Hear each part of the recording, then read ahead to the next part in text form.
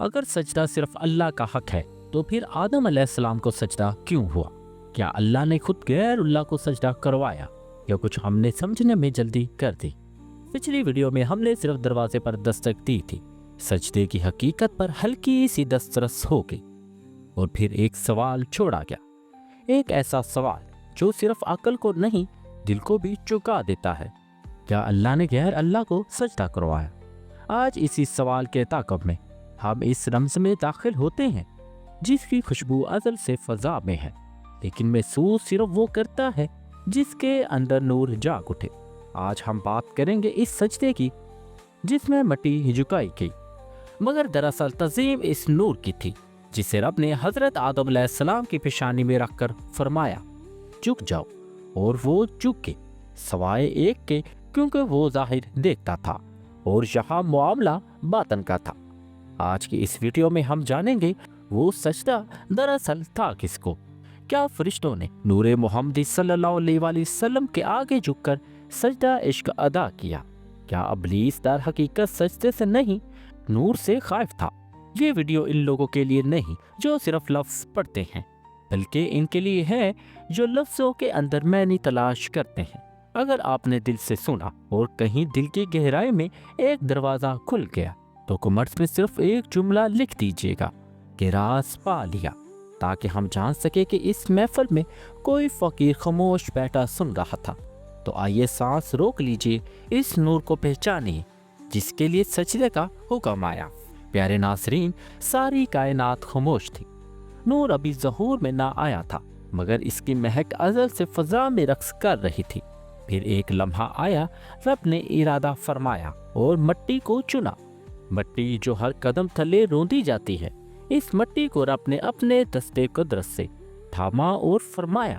قرآن مجید میں اللہ تعالیٰ فرماتا ہے، اور یاد کرو جب تمہارے رب نے فرشتوں سے کہا میں زمین میں ایک خلیفہ بنانے والا ہوں۔ حضرت آدم علیہ السلام کی تخلیق کے مراحل۔ اللہ تعالیٰ نے حضرت آدم علیہ السلام کی تخلیق 3 مراحل میں فرمائی۔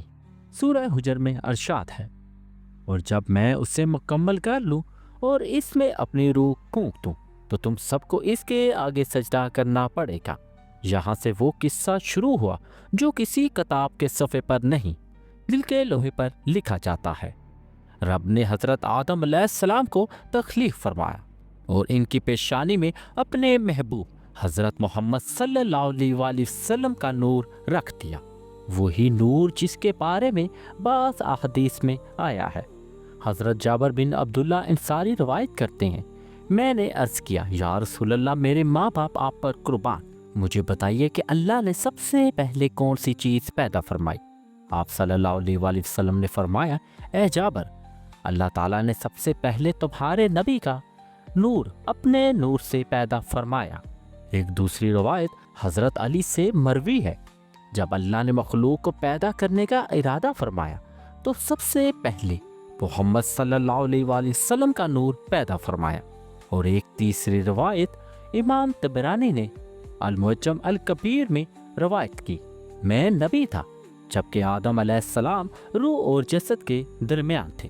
پھر اللہ تعالیٰ نے فرمایا، اور جب ہم نے فرشتوں سے کہا کہ آدم کو سجدہ کرو تو سب نے سجدہ کیا سوائے ابلیس کے، اس نے انکار کیا اور تکبر کیا اور کافروں میں سے ہو گیا۔ تفسیر ابن کثیر میں ہے، اللہ نے حضرت آدم علیہ السلام کو شرف بخشا اور فرشتوں کو ان کے سامنے سجدے کا حکم دیا۔ یہ سجدہ تعظیم، سلامی اور عزت کا سجدہ تھا۔ مفسر کرام فرماتے ہیں، کچھ علماء کہتے ہیں کہ یہ سجدہ صرف تعظیم اور سلام کا سجدہ تھا، اسی لیے اللہ تعالیٰ نے سورہ یوسف میں فرمایا ہے، اور انہوں نے اپنے والدین کو تخت پر بٹھایا اور سب ان کے آگے سجدے میں گر پڑے۔ یہ سجدہ سابقہ امتوں میں جائز تھا، لیکن ہماری امت کے لیے منسوخ ہو گیا۔ اب بات کرتے ہیں کہ ابلیس کون تھا۔ امام ابن کثیر رحمۃ اللہ تعالیٰ فرماتے ہیں، ابلیس فرشتہ نہیں تھا بلکہ جنوں میں سے تھا۔ اس کا اصل نام اسرائیل تھا، وہ زمین کے رہنے والوں میں سے تھا اور فرشتوں میں سے سب سے زیادہ عبادت گزار اور علم والا تھا، اور یہی بات اسے تکبر میں مبتلا کر گئی۔ قرآن مجید میں ابلیس کا جواب، اس نے کہا، میں اس سے بہتر ہوں، तूने मुझे आग से पैदा किया और इसे मिट्टी से। हजरत अब्दुल्ला बिन मसूद से रवायत है, इब्लीस अल्लाह का दुश्मन आदम से हसद करता था क्योंकि अल्लाह ने आदम को इज्जत बख्शी थी। इसने कहा, मैं आग से हूँ और वो मिट्टी से। बस सबसे पहला गुनाह जो किया गया वो तकब्बुर था, क्योंकि अल्लाह के दुश्मन ने आदम के सामने सजदा करने से तकब्बुर किया। सही मुस्लिम में हदीस है, जन्नत में वो शख्स दाखिल नहीं होगा जिसके दिल में राई के दाने के बराबर भी तकब्बुर हो। अब बात करते हैं कि फरिश्तों ने सजदा करने से पहले क्या देखा। फ़कीर कहता है, फरिश्तों ने आदम अलैहिस्सलाम को सजदा इसीलिए किया कि इनकी पेशानी में नूर मोहम्मद सल्लल्लाहु अलैहि वसल्लम चमकता था। ये सजदा खाक को ना था, ये सजदा नूर मोहम्मदी को था, जो अभी ज़ाहिरी वजूद में ना आया था मगर हकीकत में अज़ल से मौजूद था। अब एक और हदीस शरीफ रवायत है, जब आदम अलैहिस्सलाम की तख्लीक हो रही थी तो नबी करीम सल्लल्लाहु अलैहि वसल्लम का नूर आदम की पेशानी में रखा गया। आदम ने पूछा, ये कौन है? अल्लाह ताला ने फरमाया, ये आखिरी नबी हैं जो तुम्हारी औलाद के सरदार होंगे। अब बात करते हैं कुरान में नूर के जिक्र की। अल्लाह ताला फरमाते हैं, तुम्हारे पास अल्लाह की तरफ से एक नूर आया और एक वाज़िया किताब। इमाम तबरी और काजी शौकानी लिखते हैं, इस रवायत में नूर से मुराद हमारे नबी सल्लल्लाहु अलैहि वसल्लम है। जैसा कि ज़ज्जाज ने कहा, वो नूर जो ज़ाहिर हुआ, आसमान के राज अब खाक में उतरने वाले थे। वो नूर जिसके लिए अर्श बना, जिसकी खातर लोह ने लिखा और कुर्सी ने सजदा किया, अब लिबास मुहम्मदी सल्लल्लाहु अलैहि वसल्लम में ज़ाहिर होने वाला था। जब नबी करीम सल्लल्लाहु अलैहि वसल्लम की वलादत हुई, हज़रत पाक बीबी आमना के हुजरे में एक बच्चे की वलादत नहीं हुई थी। पुशीदा नूर खुदा ने अपने आप को बशर की शक्ल में ज़ाहिर किया था। इस ज़हूर के साथ ही काबे के बुत गिर गए, कसरा का महल लर्ज़ गया, आतश कदा खामोश हो गया।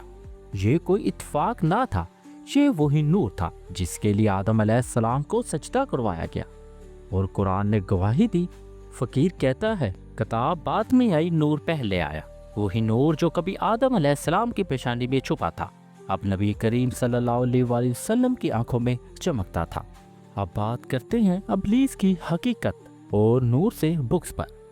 अब हम इस दहलीज पर खड़े हैं जहां सिर्फ ज़ाहिरी इल्म रखने वाले रुक जाते हैं, लेकिन वो जो मार्फत के चिराग की लो में जागते हैं, वो सच का चेहरा देख लेते हैं और बातल को नंगा देख लेते हैं। जब नूर उतरा तो इब्लीस नंगा हो गया। वो हज़ारों साल का सजदा गुजार, मेहराबों का मकीन, जिक्र का खामोश पुजारी, वो इब्लीस जिसे ज़ुहद तकवा का अलमदार समझा गया, जब नूर के सामने आया तो इसकी हकीकत आश्कार हो गई।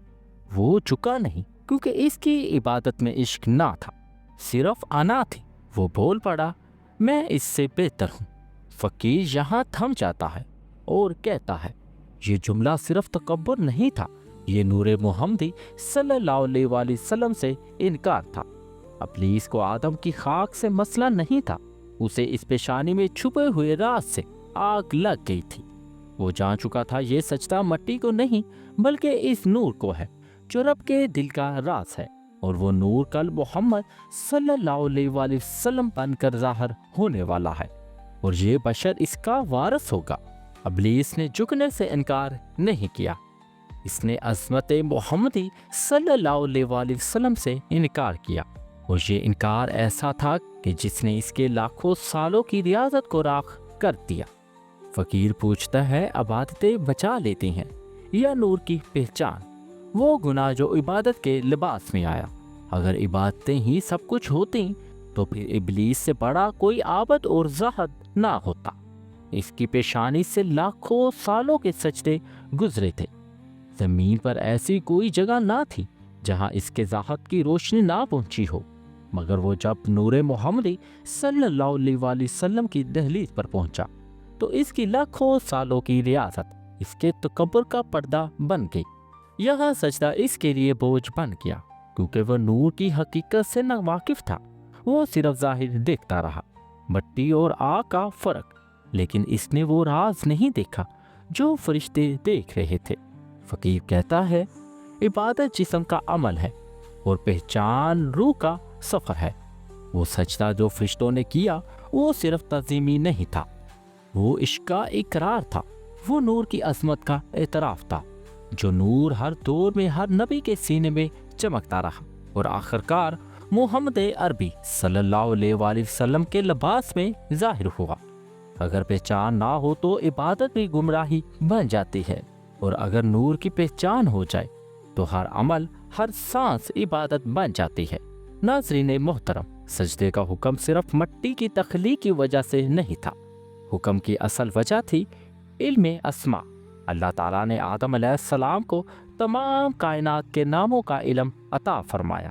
قرآن کریم کا فرمان ہے، اور اللہ نے آدم کو تمام نام سکھائے اور پھر ان چیزوں کو فرشتوں کے سامنے پیش کیا اور فرمایا، اگر تم سچے ہو تو مجھے ان کے نام بتاؤ۔ فرشتے عاجز ہو گئے اور اقرار کیا، انہوں نے کہا تو پاک ہے، ہمیں کوئی علم نہیں سوائے اس کے جو تو نے ہمیں سکھایا، بے شک تو ہی سب کچھ جاننے والا اور حکمت والا ہے۔ علماء اسماء اور نور محمدی۔ تفسیر کے رموز میں چھپا ایک راز یہ ہے کہ علماء اسماء دراصل نور محمدی صلی اللہ علیہ وآلہ وسلم کے فیض سے تھا۔ وہ اسماء کائنات کی کنجیاں تھیں جو اس نور کے طفیل آدم علیہ السلام کو عطا ہوئی۔ فقیر کہتا ہے یہ سجدہ آدم علیہ السلام کے علم کو تھا، اور وہ علم اس نور کی برکت تھا۔ اللہ تعالیٰ نے فرشتوں کو یہ پیغام دیا کہ خلافت عالیہ مٹی کے اس پتلے کو اس لیے ملی ہے کیونکہ یہ نور کی نیابت کر رہا ہے، اور یہ سجدہ ایک طرح سے نور کی علمی برتری کو تسلیم کرنا تھا۔ ابلیس نے اس نور کو نظر انداز کیا، اس لیے وہ نہ تو علم کو سمجھ سکا اور نہ ہی سجدہ کر سکا۔ یہاں سے یہ حقیقت کھلتی ہے کہ عالم ہستی میں سب سے اعلیٰ مقام نور مصطفیٰ صلی اللہ علیہ وآلہ وسلم کا ہے، اور ساری تخلیق اسی نور کے طفیل وجود میں آئی۔ حضرت آدم علیہ السلام نے اللہ سے دعا کی کہ وہ نور محمدی صلی اللہ علیہ وآلہ وسلم ان کی نسل میں جاری رکھے، اور اللہ نے اس کی دعا قبول فرما لی۔ وہ نور ایک امانت کے طور پر نسل در نسل سفر کرتا رہا۔ یہ نور حضرت شیش علیہ السلام کی پیشانی میں چمکا، یہ نور حضرت نوح علیہ السلام کی کشتی کو سہارا دیتا رہا، یہ نور حضرت ابراہیم علیہ السلام کی آگ کو گلزار بناتا رہا، یہ نور آخرکار حضرت عبداللہ کی پشت سے حضرت بی بی آمنہ کے حجرے میں پہنچا۔ یہ سلسلہ ہمیں سکھاتا ہے کہ نور کبھی بجھتا نہیں، بس جگہ بدلتا رہتا ہے۔ آج ہمیں سجدے کا حکم صرف اللہ کو ہے، لیکن اس سجدے کی قبولیت کا راستہ وہی نور ہے۔ فقیر کہتا ہے آج جب آپ نماز میں سجدہ کرتے ہیں تو آپ صرف رب کو نہیں جھکتے، بلکہ آپ نور محمدی صلی اللہ علیہ وآلہ وسلم کی اس عظمت کو تسلیم کرتے ہیں، جس عظمت پر فرشتوں نے ہزاروں سال پہلے جھک کر اقرار کیا تھا۔ سجدے کا پیغام یہ ہے تکبر سے بچو، کیونکہ ابلیس کا تکبر اس کے علم اور عبادت کو بھی تباہ کر گیا، اور نور کی پہچان رکھو، کیونکہ فرشتوں کی پہچان نے انہیں ابدی کامیابی دی۔ پیارے ناظرین، یہ کہانی صرف تاریخ کی نہیں، یہ آپ کی اور میری کہانی ہے۔ آپ کا دل، آپ کا وجود ایک خلیفہ کی میراث ہے۔ آپ کے اندر بھی نور محمدی صلی اللہ علیہ وآلہ وسلم کی ابتدا کا بیج موجود ہے۔ جب ابلیس نے انکار کیا تو اس نے دراصل یہ کہا تھا کہ میں مٹی کا خلیفہ نہیں بن سکتا، اور آج جب ہم تکبر کرتے ہیں، جھوٹ بولتے ہیں اور حق کو چھپاتے ہیں تو دراصل ہم ابلیس کے اس انکار کی پیروی کرتے ہیں۔ جب ہم سجدہ کرتے ہیں، عاجزی اختیار کرتے ہیں اور حضور نبی کریم صلی اللہ علیہ وآلہ وسلم کی سنت پر چلتے ہیں تو ہم فرشتوں کے اس عشق اور اطاعت کے اقرار کی پیروی کرتے ہیں۔ فقیر پوچھتا ہے کہ آپ کی زندگی کا سفر نور کی اطاعت ہے یا تکبر کا انکار؟ یہ فیصلہ آپ نے اپنی روزمرہ کی زندگی میں کرنا ہے۔ اگر آج آپ کی دل کی گہرائی میں ایک دروازہ کھل گیا ہے، اگر آپ نے یہ راز پا لیا ہے کہ سجدہ کس عظمت کو تھا، تو کمنٹ میں ضرور لکھیے گا کہ راز پا لیا، تاکہ ہم جان سکیں کہ کون کون اس نورانی محفل کا حصہ بنا۔ اگر یہ روحانی سفر آپ کے دل میں اترا ہے تو اس پیغام کو آگے پہنچائیں، کیونکہ خیر کو بانٹنا خود ایک نور ہے۔ اس ویڈیو کو لائک کریں تاکہ یہ مزید لوگوں تک پہنچ سکے، شیئر کریں، آپ کے دوست بھی یہ راز جان سکیں، اور چینل کو سبسکرائب کر کے روحانیت کے اس سفر کا مستقل حصہ بن جائے۔ ملتے ہیں جلد ہی ایک نئے راز کے ساتھ، ایک نئی کہانی کے ساتھ۔ تب تک کے لیے اللہ آپ کو نور کی پہچان عطا فرمائے۔ اس کے ساتھ ہی مجھے اجازت دیں۔ اللہ حافظ۔